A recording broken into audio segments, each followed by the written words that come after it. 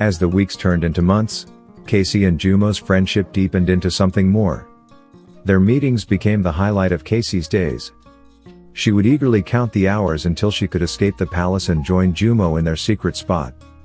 The time they spent together was filled with laughter, music, and heartfelt conversations. Jumo's admiration for Kesi grew with each passing day. He saw her not as a princess with a peculiar condition, but as a beautiful soul with a heart full of kindness and love. He admired her strength and resilience in the face of the villagers' cruelty. Kesi, in turn, was drawn to Jumo's genuine kindness, his talent for music, and his unwavering acceptance of her. One afternoon, as they sat talking and laughing, Jumo reached over and gently took Kesi's hands in his. His expression became serious, and his eyes shone with emotion. "Kesi," he said softly, "I care for you deeply. I want us to be together forever. Will you marry me?" Kesi was overcome with surprise and joy at his heartfelt proposal. Tears of happiness filled her eyes as she realized that Jumo truly loved her for who she was. She had always dreamed of finding someone who could see beyond her odor and love her for her kind heart. Now, that dream was coming true. Without hesitation, Kesi threw her arms around Jumo, whispering, "Yes, I will marry you." They shared a long, tender kiss, sealing their commitment to each other. For the first time, Kesi felt completely and utterly loved. However, their joy was soon overshadowed by a looming tragedy. A deadly plague began to sweep through the region, spreading rapidly from village to village. The leaders of the neighboring villages, in a desperate attempt to contain the outbreak, decided to seal off their borders. No one was permitted to travel between the villages, and strict quarantines were imposed. The news of the plague and the subsequent quarantines hit Isimo hard. The villagers were filled with fear and uncertainty, their daily lives disrupted by the threat of illness. The once lively and bustling village square became eerily quiet, as people stayed indoors to avoid infection.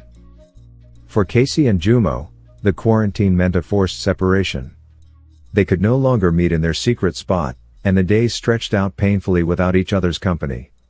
Kesi felt the weight of the world pressing down on her as she worried about Jumo's safety and the future of their love. Confined to the palace, Kesi found solace in the memories of their time together. She clung to the hope that the plague would pass and they would be reunited. Her parents, King Uloma and Queen Annuli, noticed the change in their daughter's demeanor. They tried to comfort her, but Kesi's heart ached for Jumo. Jumo, too, was struggling with the separation. He continued to play his drums, hoping the music would somehow reach Kesi and remind her of their bond. He sent letters through trusted messengers, assuring Kesi of his love and promising to find a way to be together once the quarantine was lifted. As the weeks turned into months, the plague showed no signs of abating. The villagers grew more anxious, and the strict quarantine measures took their toll on everyone. Kesi's health began to decline, her vibrant spirit dimming under the weight of worry and isolation. One morning, Kesi woke up feeling unusually weak and feverish. Her body ached, and she struggled to find the energy to get out of bed. Her parents, alarmed by her sudden illness, summoned the royal physician. The diagnosis was grim: Kesi had contracted the plague. The news spread quickly through the palace, and the atmosphere became heavy with dread. King Uloma and Queen Annuli were devastated, fearing for their daughter's life.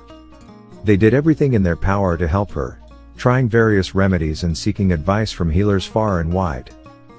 As Kesi's condition worsened, her parents grew more desperate. They consulted with a wise old healer who suggested an obscure tonic made from bitter roots and old animal blood. Though skeptical, they were willing to try anything to save their daughter. The queen prepared the tonic herself, administering it to Kesi with trembling hands. In the days that followed, Kesi's fever began to break, and her strength slowly returned. To everyone's astonishment, not only did she recover from the plague, but her lifelong body odor seemed to have disappeared. The unexpected side effect of the tonic was nothing short of a miracle. As Kesi regained her health, her confidence soared. She could hardly believe that her condition, which had caused her so much pain and loneliness, was finally gone.